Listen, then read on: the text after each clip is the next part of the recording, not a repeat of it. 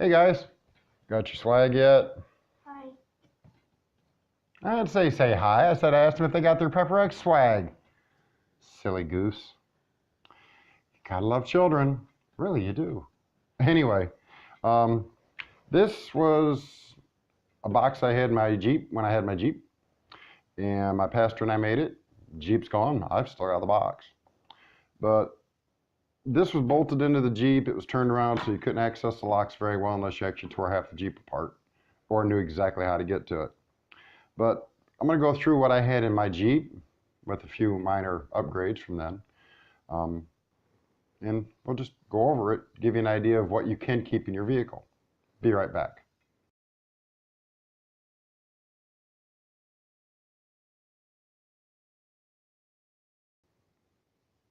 Okay, welcome back. So, we're going to assume that you're always prepared, or at least try to be, and you want to keep a kit of some sort in your vehicle.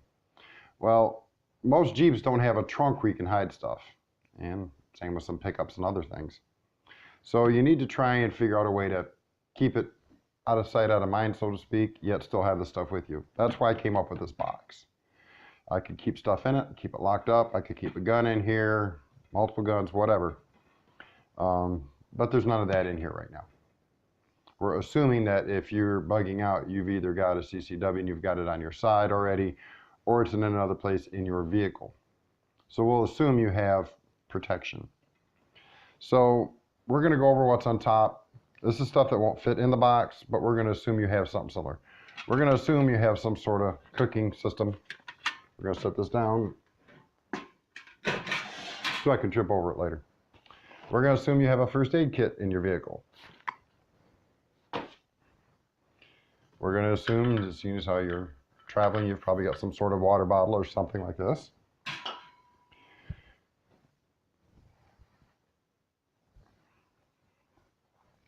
We're going to assume you carry some sort of pocket knife. This is one of many I do carry. I usually carry at least 2 to 3 on me at all times. And so we're going to assume you have a pocket knife. I keep, no, these are not Tech Protect bags. These are regular Mylar bags. I'm using them to illustrate, because I don't want to tear open a regular bag. To illustrate keeping it sensitive electronics inside a Tech Protect bag. But this is a radio, Bofang, and an antenna with it.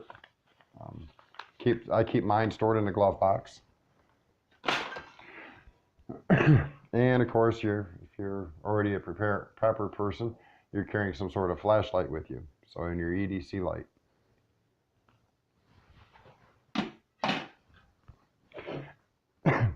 Now, some states you can have these, some states you can't. This is a little light, or if you go one extra step, plug your ears.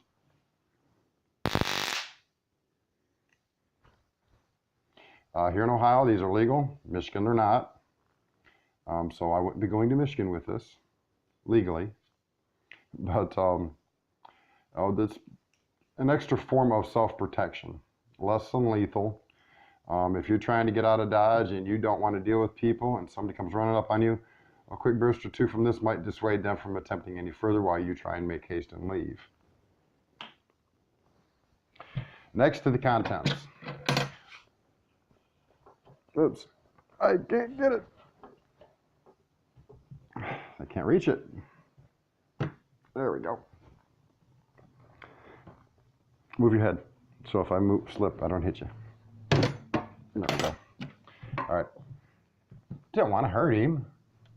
These are the locks I used, and these are really hard to cut, clip, whatever they want to do. So these are the locks I used. And this was bolted, and I'm not going to try and flip it right now because it's full. As you can see, there's a couple holes right there's a hole.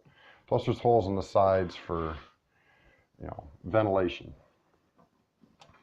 Inside, I'm going to have to move the table.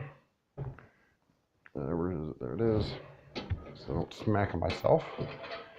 Inside here is an assortment of items that you can carry in your vehicle.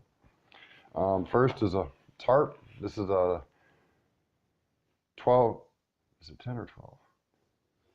This is a 12 by 12 silt art. Great for making shelters, which if you're trying to escape and evade, you're going to want a shelter. Let's see, what was this? This is my electronic compass.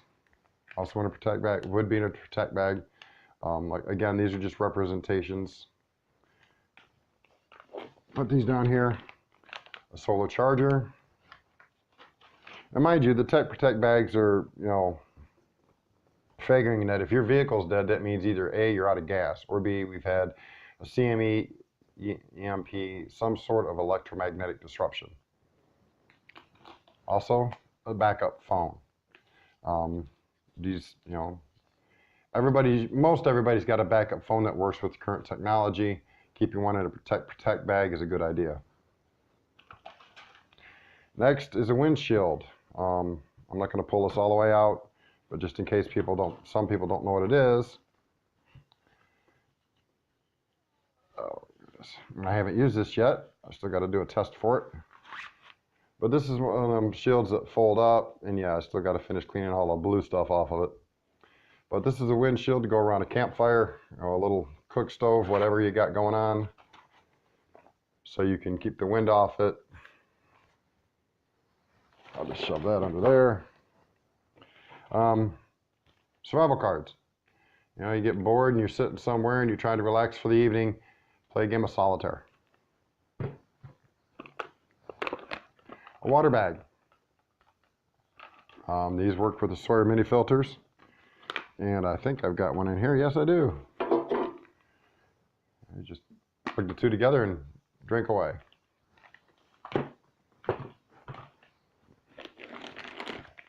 Also have a life straw in here, just in case. Redundancy is not a bad thing. Making sure you've got extra stuff of the critical items is almost always important. So we're just gonna shove him there. Couple bungee cords for attaching stuff to a backpack, and that's something that I haven't shown yet, and the backpack will be entirely on you. You would want to keep a bag capable of carrying all this stuff evenly on your back without creating undue stress. You're going to want a chest strap, a waist strap. You've got to make sure that you can carry all this equipment because there's more in here. So a bag I would leave like empty on the floorboard, with the throw a dog blanket or something over the top of it so it looks like the dog kicked it off when they got out. It doesn't look like there's anything under it. Keeping a loaded bag inside a vehicle with no trunk, in some areas, is just asking for your vehicle to get broke into, which is why, like I said, I designed this box. I could keep stuff hidden and nobody would see it. Schmog, Schmiga, however you want to call it. These things are invaluable.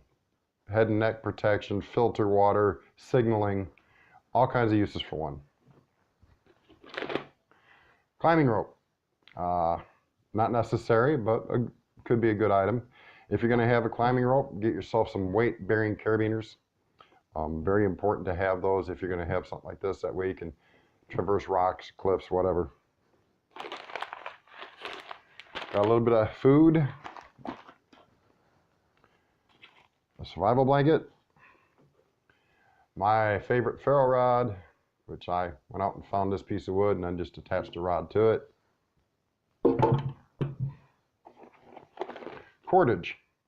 How much cordage you carry is entirely up to you, especially if you're carrying a big old rope. You ain't going to need this much, obviously. But there's 265 feet of cordage here. So I've got cordage. A little bit. Some water purification tablets. Something to sleep on underneath your tarp. Spider-Man towel. Obviously it's for the kid. But one of them dehydrated or squished up towels, get wet, wash your face with without totally saturating this with water. Plus this will help filter water as well. Some more food. And that's something you're going to have to think about too, is food. If you don't think about food halfway through your trek, you're going to be going, oh man, I'm hungry. You don't want that.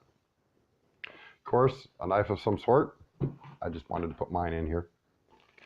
Something I haven't mentioned in any of the other bags we've done is in your trek, you're going to have to go number one or number two. It's inevitable. And if you're eating food that you're used to, you're not going to have too many issues. But if you're eating something you've never eaten before, your stomach may revolt, and you're going to want some anti-diarrhea tablets, which are in my first aid kit. I keep it in all of them. And you're going to want some wet wipes. And, these were $1, so they got minions on it. Big deal. Does it matter? It does to him. Another survival blanket, orange, in case you have to signal. Throw him right there. A pair of gloves, depending on the type of year, will dictate whether you want thin or thick. Rotate those out as needed. Balaclava and some glasses to keep dust and particles out of your face. Another tarp in case you happen to have somebody with you. We'll go over this. This is my shovel I've got a review on in the channel. And it's falling to pieces.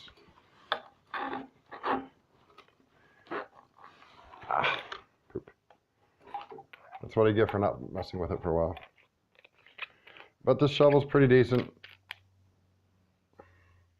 All sections are O-ringed. I've done that in the video. It points north relatively quick. Wow, north has changed. But anyway, you want to keep a shovel with you. So if your vehicle gets stuck, you can get out, dig yourself out, or dig yourself a latrine if needed. I've got a couple carabiners on here, so I can attach it to either my waist or on the belt loops or my belt. It does have a belt loop here, but this one still kind of wobbles, so I figured I'd put 2 on. Or I can attach it to a bag if need be. Also, a hatchet. Just having one in the vehicle is always a good thing. I like this one. It's nice and small. I put my handle on there and I ain't got to worry about it slipping out of my hand. Sorry. But a hatchet in your vehicle is almost always an important thing. It's just like having a jack for a vehicle. You should always have an axe, hatchet, or shovel. Actually, a hatchet and shovel is probably the best. And another canteen of sorts. This is, you've seen my kit, you know what's in it. I haven't emptied it out. But this is just the stuff this is a selection of stuff that I kept in my Jeep. You need to, consider your vehicle. Do you have room to build a box like this and bolt it inside the floor? Most Jeeps have latching points that are fairly secure, and that's kind of one of the sections in the back here, which would have been the front facing the rear of the vehicle. I used 2 U-bolts used to those latching points, and then I bolted in the front also. The only way they would have got this out of my vehicle is hooking a chain to it and doing about 30 miles an hour, which means ripping my Jeep in half to get to it. They weren't going to cut the locks off. There was no way they were going to get this out without damaging a lot of stuff. And by the time they would have gotten everything hooked up to do that, somebody would have seen them. That being said, again, like I said in my other bag video, plan your route, know where you got to go, have shoes, extra socks, depending on the type of weather, the right clothes, because there's no clothes in this. There's no room for clothes in here. This is just equipment. Have a small bag, grab that bag. Have a bag like this, put a bag like this in your vehicle full of clothes. Maybe a pair of shoes inside a baggie or something, or put a couple baggies, a couple pairs of shoes. If there's going to be 2 of you in there, have enough for 2 people. Have one person carry all the equipment and the other person carry all the clothing and stuff. Divvy it up, plan it out. Just think. This isn't rocket science, although there are some channels who make it out to be rocket science. It's really not. Prepping is really straightforward. It's just using your brains, and everybody's got one. Some choose not to use it. Some choose to use it. Excuse me. So, just like I said, a selection, an idea to build off of. Your vehicles may be different. Mine was a Jeep Liberty. Tigger's Outdoors has a Jeep, but it's not a Liberty. It's a different type. Would this box fit in his? Probably not.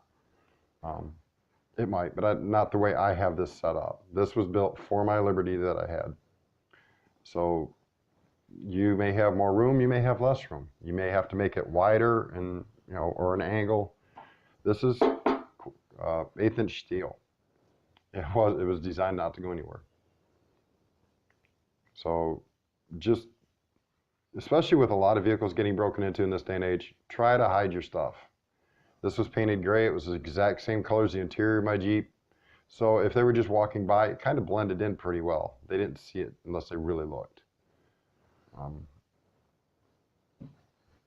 I really don't know what else to say. Just think about where you got to go. Think about how you got to get there. If it's an EMP, CME, and vehicles are dead, you're going to want the electronics and sensitive electronics inside of tech protect bags. Something I still have to pick up yet for certain items. And, you know, make sure you got some food that's stable in all temperature environments. I mean, don't go out picking out, you know, Twinkies and throw them in your vehicle and expect them to last. While they may last a few minutes, they won't last indefinitely. Get shelf-stable food. Pemmican, hardtack. You can leave those in your vehicle and you ain't got to worry about it. They used to carry them across the ocean, so you ain't got to worry about them going bad. So, think, plan, prepare. If you prepare for most everything, you'll be prepared for most anything. This is Grumpy Old Man. You sure? You sure? Okay, just checking. And the little one. Don't forget to go get yourself some Prepper X swag. If you haven't checked it out, he's got 2 books on the CyberNuke channel. Go check those out as well. Awesome book series. And we'll catch you next time. Later.